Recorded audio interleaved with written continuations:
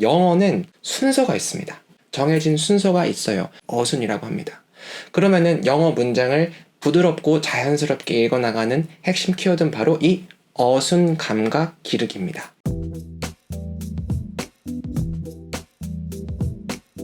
안녕하세요 여러분, 도희영 영준쌤입니다. 우리가 영어 문장을 읽을 때 제대로 해석이 좀 잘 안 되잖아요. 매끄럽게 잘 읽히지가 않잖아요. 그 이유에 대해서 지금 먼저 간략하게 설명을 드리자면, 우리나라 말과 영어는요, 문장 속에서 단어를 배열하는 이 순서가 달라요.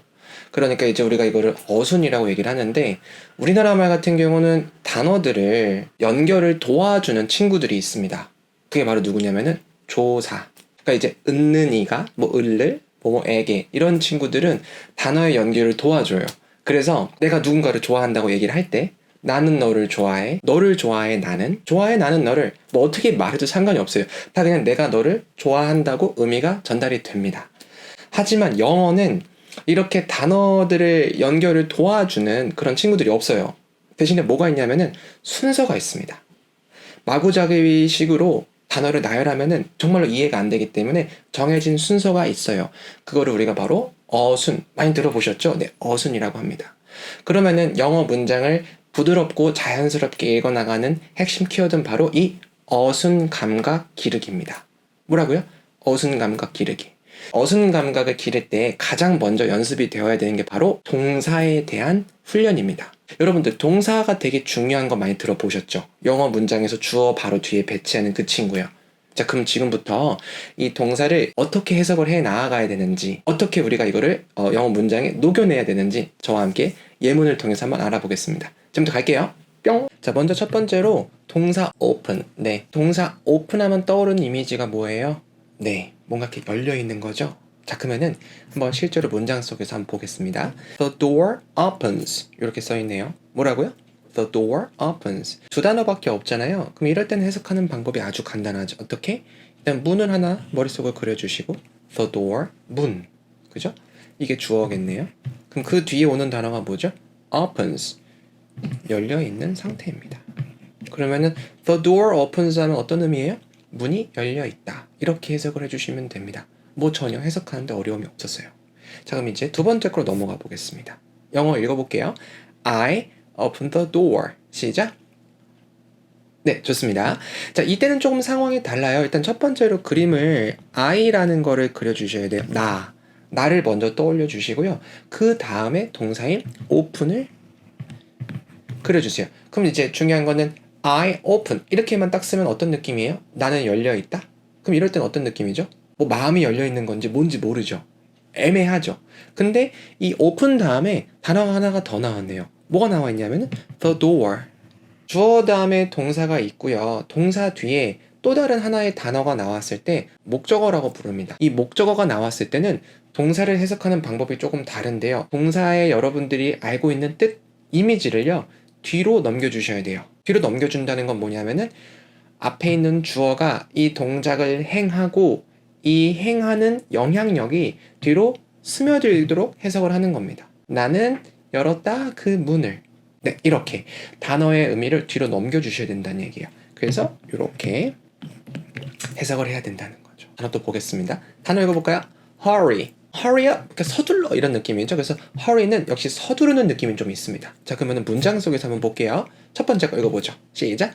I hurried to the bus stop. 첫 번째 문장에 the door opens 이렇게 문이 열려 있다. 이렇게 딱 두 단어로 끝나는 게 아니고 가운데에 이렇게 to가 껴있다는 얘기입니다.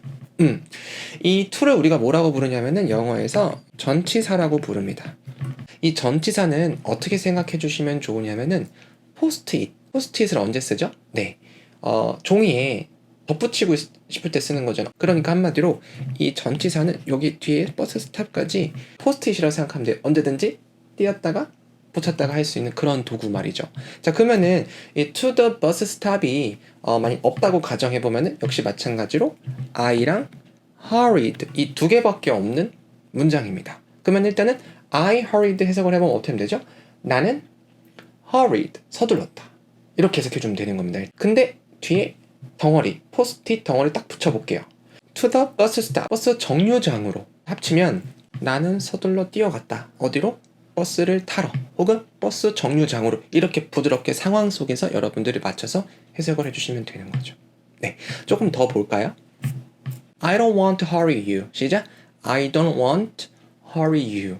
자, 이때 hurry는요. hurry 바로 뒤에 you가 딱 바로 등장했어요. 그럼 이럴 때는 아까 우리 I open the door처럼 어떻게 해주시는 거예요? hurry의 느낌을 뒤에 있는 you로 바로 보내주는 거예요. 뭐라고요? hurry에 대한 느낌을 you로 바로 보내주는 거예요. 그러면 어떻게 하면 되죠? hurry라는 거는 서두른 느낌인데 이 서두른 느낌을 뒤에 영향을 주게끔 해석을 하면은 재촉하다. 빨리빨리 뭐라고 하라고 이렇게 뭐 말하는 느낌이죠. 그래서 앞에 있는 I don't want to랑 합치면은 나는 원하지 않아. 뭐를 원하지 않아? 너를 재촉하고 싶지 않아. 너를 서두르게 만들고 싶지 않아. 이렇게 해석을 해주시면 되는 겁니다. 그리고 여기 또 to가 쓰였는데요. 이때 to는 제가 이제 다음 시간에 또 다음 기회에 만들어드릴 투부정사라고 하는 겁니다. 근데 지금 이거는 지금 수업하고는 관련이 없으니까 좀 다음 영상에서 말씀드릴게요. 자, 그리고 세 번째 겁니다. grow, 자라고, 성장하고 이런 뜻인데요. 한번 보겠습니다. 좀 단어가 많네요. 같이 한번 영어 읽어볼게요. 시작. The company's profit grew by 10% last year. 자, 일단 주어가 되는 거는요. 조금 길어요. 그죠? 여기까지. profit까지가 주어입니다. 그죠? 그래서 회사의 profit, 이윤, 뭐 수익 이렇게 해석해 주시면 돼요. 자, 회사의 수익은 grew 했습니다. by 10% last year. 근데 이 by는요, 아까 전에 그 전치사 to랑 똑같이 포스트잇 역할을 합니다. 그러면 요만큼은 또 뜯었다가 붙였다가 할 수가 있어요. 그러면 일단 이게 없이 해석을 먼저 해보는 거죠. 어떻게? 회사의 이윤은 grew 했다. 어떻게? 성장했다. 회사의 이윤이 늘었다. 그 다음에 뜯었던 거 붙여볼게요. 몇 퍼센트나? 10%나? 언제? 작년에. 그럼 부드럽게 해석하면은 회사의 이윤은 늘었다. 10% 작년에. 그러니까 작년에 10% 이윤이 늘었다는 문장이죠. 그죠? 다음 예문 볼까요? 이번에도 좀 무언가 좀 독특하네요. 영어 문장 같이 한번 읽어보죠. He grew taller during the winter vacation. 다시 뭐라고요? He grew taller during the winter vacation. 근데 이번에는 조금 다른 게 taller, 그러니까 키가 더 커진 형용사가 나왔어요. 이 형용사는 형태나 용모랑 관련이 있어요. 명사랑 관련된 친구인데요. 이 형용사는요, 앞에 있는 동사랑 같이 어울려가지고 하나의 이제 수거 같은 표현을 만들어내는 역할을 합니다. 이런 부분이 여러분들이 영어 공부할 때, 동사 공부할 때 가장 오래 걸리는 컨텐츠가 될 거예요. 단어의 의미를 아는 것도 중요하지만 어떤 단어들은 이렇게 뒤에 형용사를 합쳐가지고 하나의 특별한 어떤 의미를 만들어내기도 하는데요.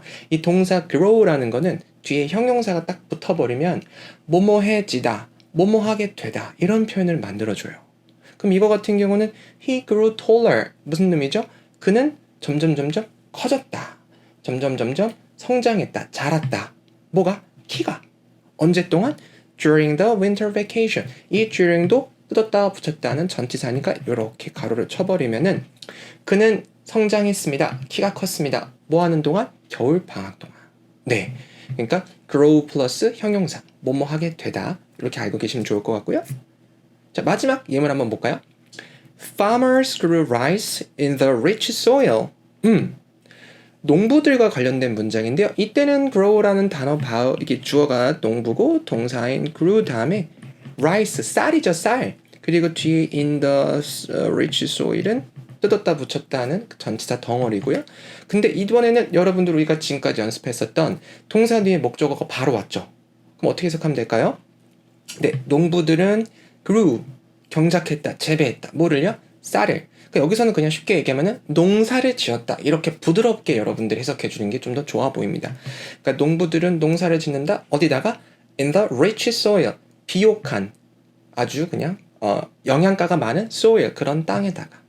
자, 여러분들 오늘 제가 지금 예문들을 들려드리면서 동사를 어떻게 해석하는지 보여드렸죠. 어떻게?